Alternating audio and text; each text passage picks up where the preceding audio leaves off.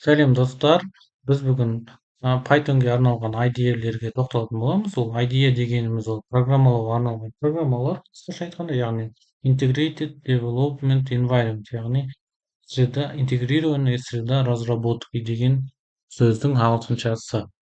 Жалпы ең алдымен Python дегенде ең алдымен PyCharmды айтуға болады. Ол PyCharm ол өте үлкен, өте профессионалды жалпы құрал ретінде программа ретінде таныс, яғни ол Pythonмен айналысатын жақсы программисттерге арналған. Бірақ бұл жердің ең үлкен кемшілігі ол ресурстарды тым көп талап етеді. Яғни егер сіздің компьютеріңіз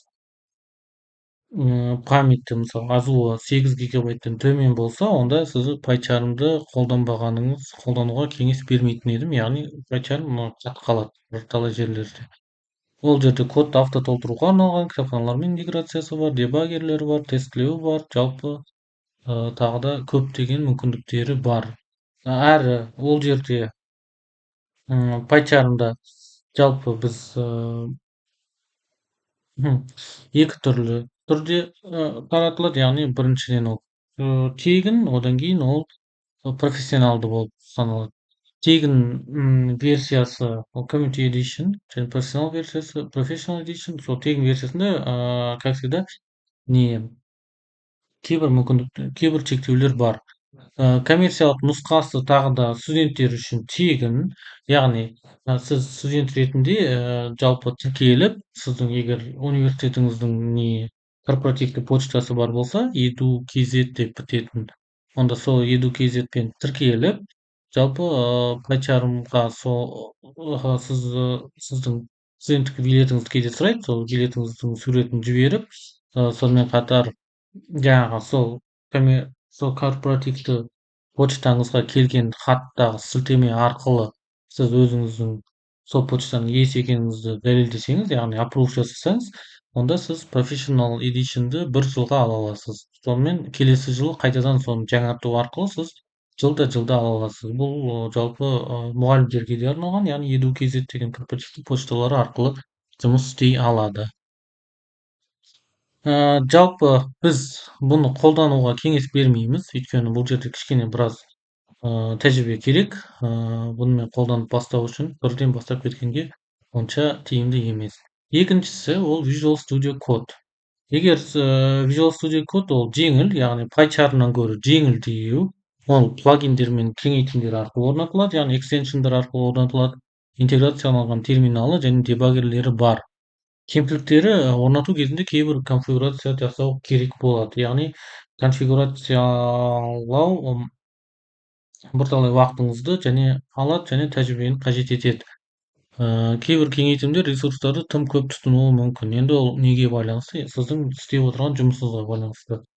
Жалпы біз әзірге бұған тоқталмаймыз, бұған кейінірек тоқталамыз. Мен ойлаймын, жаңағы келесі жаңағы үлкен модульдермен, үлкен бірнеше файлдан тұратын үлкен жаңағындай проекттермен жұмыс істеген кезде біз бұған келетін боламыз. Жалпы Visual Studio Code туралы айтатын болсақ, бұл жалпы ең басында жаңағы кеңейтілген, жалпы кішкене бір дамытылған ноутпад ретінде, яғни блокнот ретінде шығарылған болатын, бірақ қазір уже бірталай жерлерде күшті жақсы плагиндер орнатылып, жақсы мүмкіндіктер береді. Бұл сияқты программалар өте көп, бірақ ең атақтысы сол Visual Studio Code. Мысалға Atom бар, мысалы Sublime Text бар, тағы да басқалары бар. Олардың бәрінде де Pythonға арналған. Python өзі атақты тіл болғандықтан, енді яғни көп таралған тіл болғандықтан, олардың бәрінде Pythonға арналған функциялар, кеңейтімдер немесе плагиндер бар. Бірақ ең үлкені, ең көп таралған осы Visual Studio Code. Visual Studio Code'ың тағы бір ерекшелігі, тағы бір артықшылығы ол, сіз егер Pythonмен ғана тоқтап қалмай, басқа да программалау тілдерін қолданамын десеңіздер, осы Visual Studio Code'пен кодқа тағы да сол тілдерге арналған экстеншндар мен плагиндерді орнату арқылы жұмыс істей бере аласыздар. Және бұл жалпы тек Pythonға емес, жалпы арналған кодтау ортасы. Үшінші қарастыратынымыз ол спайдер. Ол да атақты. Ол деректер ғылымына арналған деректер визуализациялау құралдары бар. Кішкене профессиональный құралдары бар. Кемшіліктері ол жылдамдығы баяу және плагиндері аз. Жалпы тек бір ғана бағытта қолданылады. Одан кейін Тони ол бастапқы деңгейдегі бағдарламаушыларға арналған тіл, қарапайым және өте түсінікті интерфейс, дебаггер мен кодты тексеру құралдары бар, бірақ кеңейтілу мүмкіндіктері шектеулі. Яғни бұл көбінесе жалпы қазірге бізге өте қолайлы. Мен қазір қолдануға кеңес берер едім. Бірақ жалпы одан кейін біз Visual Studio Code'қа немесе PyCharmға өту керек боламыз. Ал жалпы осы Тонимен бастасақ болады. Тониді орнатуды көрсетіп жіберейін. Ол осы сайтқа кіреміз де, ол өте қарапайым, сіздер өздеріңіз жасай аласыздар. Яғни мына жақта біз Windows'қа асамыз да Windows'қа арналған версиясын қоямыз. Бұл жерде 64 бит, біз өзіміздің архитектурамызға байланысты таңдаймыз. Сонымен оны орнатамыз. Бұл Тониді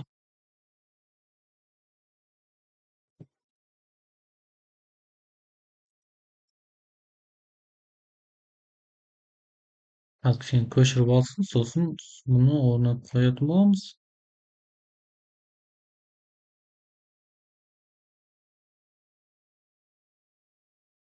Дейді.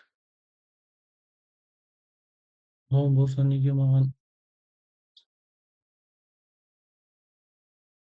мүмкіндік бермей тұр еді.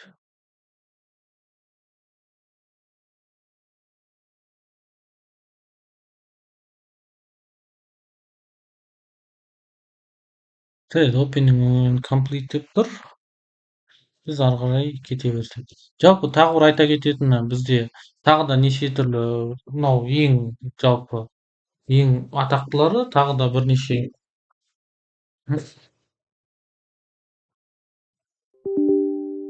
нелері бар.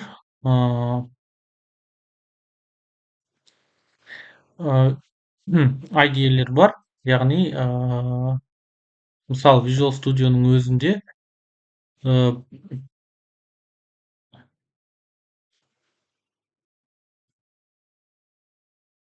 де Pythonға арналған жалпы Pythonда жазуға болады.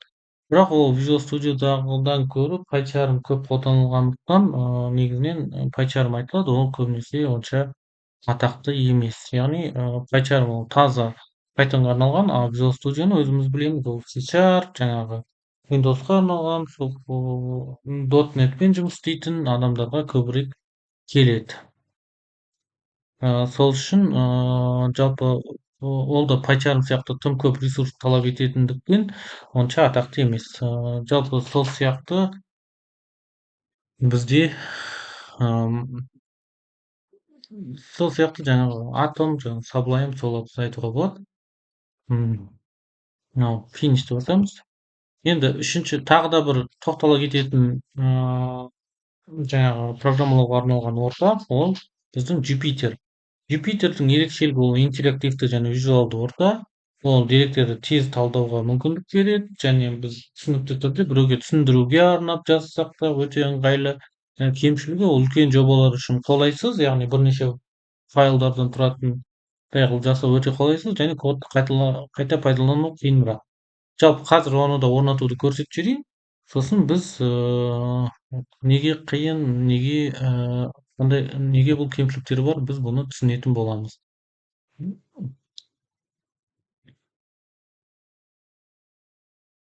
Жалпы бізге керегі Jupyter ноутбук, лап емес. Jupyter ноутбук бізге жеткілікті. Jupyter Lab деген, ол Jupyter ноутбуктен бөлек тағы да бір нәрселер бар ғой деймін. Менің түсінгенімше Jupyter ноутбук бізге жеткілікті.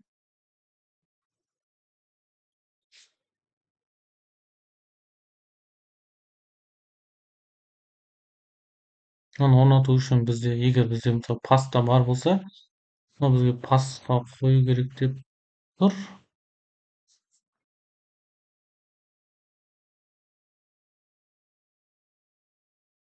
Жалпы Jupyter ноутбук деп запускать етіп көрейік.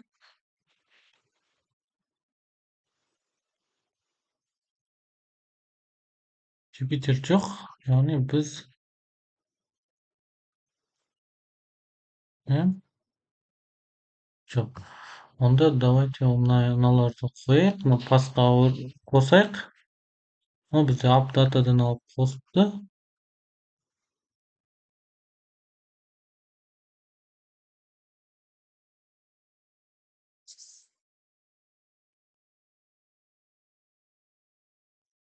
Жалпы біз білеміз мына жақта.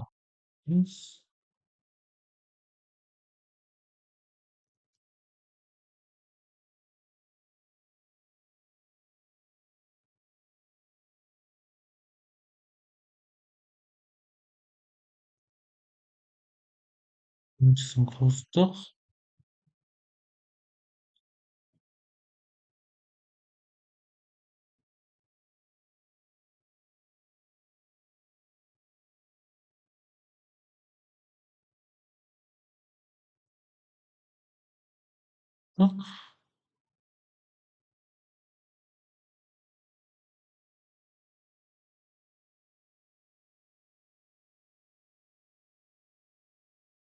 Түрде өзі екеуін ғана көрсеткен екен.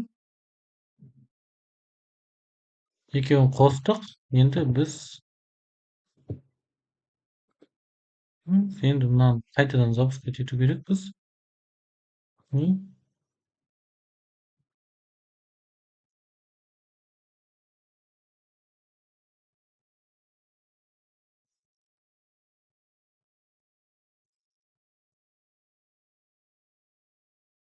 Десек, ол браузерде ашады. Браузерде ашылады. Ең бастысы біз мынаны жауып тастамау керекпіз. Яғни біз бұны жауып тастасақ, мына браузердегіміз істемей қалады. Сол үшін біз мынаны жауып тастамау керекпіз. Жалпы осылай ашсақ, мен негізінен осы Jupyter ноутбукпен көрсетемін кейбір нәрселерді. Не үшін екенін қазір сол new ноутбук дейміз. Яғни бізде мына жақтан Python 3-ті көрсетеміз. Енді қараңыздар. Мысалы мен сіздерге жақсы бір кодты түсіндіргім келсе, мысалға hello worldты түсіндіргім келсе, онда мен мына жаққа сіздерге егер мен ұзақ кодты түсіндірсем де, қысқа кодты түсіндірсем де, мынаны мысалға маркдаун жасаймын да, мына жаққа мысалға тақырыбын қоя аламын. Так, мысалға лекция номері 1 деп. Одан кейін мына жаққа екінші нәрсе ол код емес раут қоя аламын. Бұл жерде мен мысалға hello world с деп. Ой, мен қазақша деп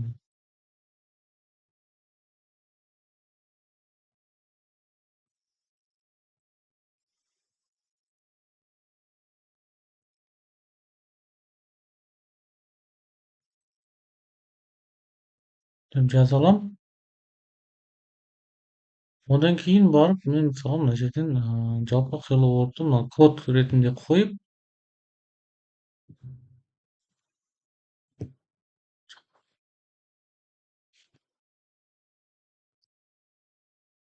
бұл жерде кодын жаза аламын.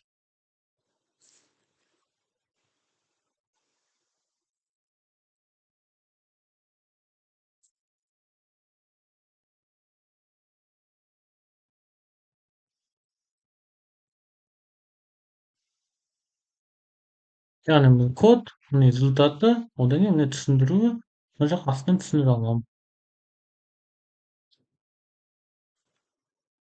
Яғни print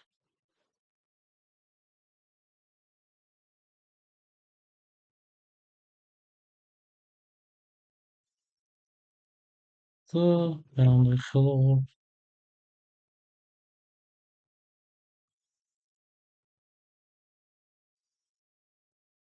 мен тексті шығарады деп жаза аламын. Бұл жерде бәрін түсінікті қылып, мына жерде егер графика болса, графика бәрі осы жерге шығады, осы жерден көрсетіледі. Мына жерде тіпті егер менің түсінгенімше raw ретінде қойсақ,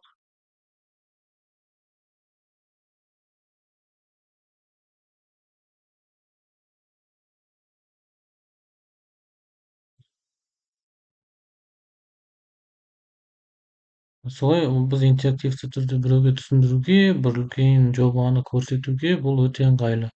Бірақ біздің көргеніңіздей жалпы мынау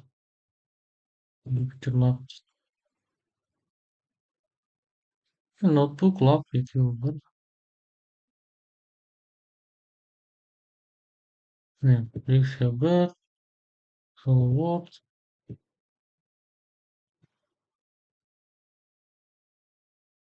Мынау дамыған түрі, дамытылған түрі.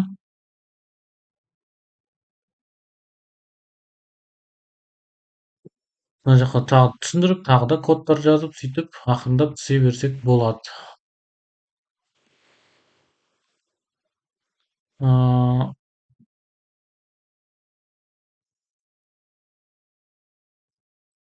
бұл түсіндіргенге неге жақсы, бірақ сіздер көріп отырғандарыңыздай бұл жерде iPin деген расширениемен сақталғандықтан сіздердің файлдарыңыз, ол файлды біз қайда сақталатынын көрсете аламыз, яғни save notebook as деп жаңағыдай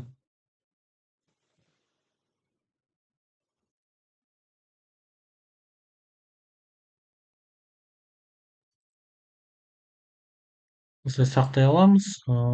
Путін мына жерден көре аласыздар сіздер. Путін бұл жалпы бұл қайда сақталады? Бұл жалпы жаңағы біздің запускать еткен папкаға апарып сақтаған сияқты. Ол бізде мынаны жауып тастасаңыздар, мынаны қай жерден запускать еттік, сол жерде апарып сақтады. iPint түрінде сақтады, iPint деген расширениемен, яғни Py емес, iPint деген расширениемен сақтады. Бұл деген сөз біз бұны модуль ретінде қолдата алмаймыз деген сөз. Енді екінші нәрсе біз қазір нені көрсек болады, мысалға Sony'ді көрсек болады.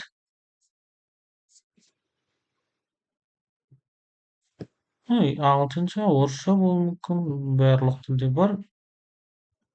Стандартта. Яғни біз стандарт ағылшынша ретінде алдық.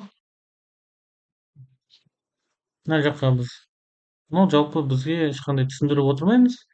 Осы жерге біз жазамыз. Мына hello world дейміз.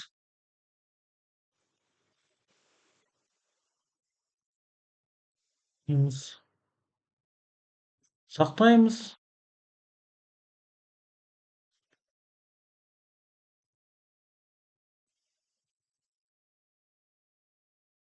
Запускать етеміз. Hello world деген текстіміз шықты. Сонымен онлайн ID-лер бізде Replit және Google Colab. Replit жалпы ол бізде проект түрінде жасауға арналған, яғни біздің Visual Studio Code'ның несі альтернативасы. Сіздер орнатпай-ақ, бұлардың ең үлкен кемшілігі сіздің бүкіл кодыңыз жалпы сыртта тұрады, яғни бұл қауіпсіз емес негізі. Бұл жалпы егер сіздің коммерциялық продукт жасайтын болсаңыздар, жалпы ол жерде тұрғаны онша тиімді емес, яғни сіздің кодыңыз жалпы біреудің қолында тұрады деген сөз. Бірақ дегенмен бұл жерде де бірталай нәрсе жұмыс істеуге болады, яғни мысалы create REPL дейсіз, Python таңдаймыз.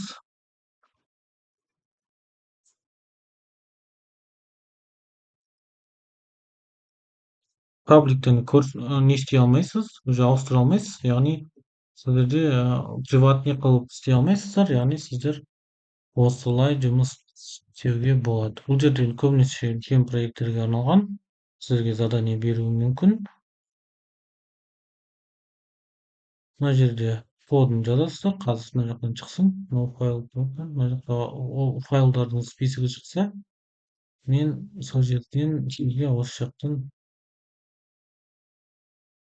main py мына жаққа апарып мен print hello world десем, мына жақта подсказкасына дейін бар, жалпы түсіндіруіне дейін бар. Тапты бассаңыз болады.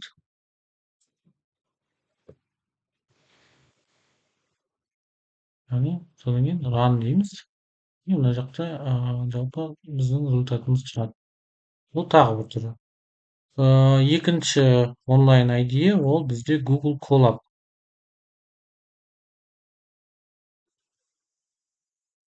Google Colab ол жаңағы Jupyter ноутбуктың онлайн версиясы. Жалпы бұл жерде бұның бір үлкен минусы, жоқ, бұның бір үлкен плюсы, бұл жерде сіз жаңағыдай осы жазған кодыңызды біреуге тарата аласыз, жалпы приватный, публичный қылып істей аласыз. Бірақ үлкен минусы бұл жерде біраз шектеулері бар. Әрі сіздің егер сіз бұл жерге тым көп файлдарды қолдансаңыз, сіздің жаңағы неңізді Google драйвыңызды толтыратын болады. Бірақ бұл жерде GitHub'тан да неден де көшіруге болады. Алдымен GitHub'та жасап алу керек, содан кейін барып сіз бұл жерде таба аласыз. New ноутбук деп жасасақ, бұл апарып, менің білуімше, апарып сіздің Google драйвыңызға апарып салып қояды. Сіз онымен біреулермен бөлісе аласыз.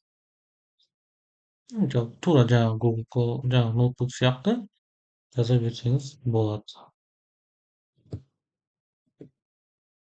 Бұл жерде тағы да tools ретінде мысалға сіздер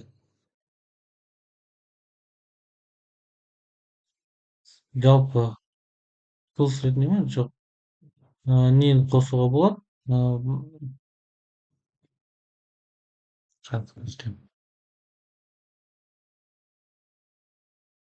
Runtime.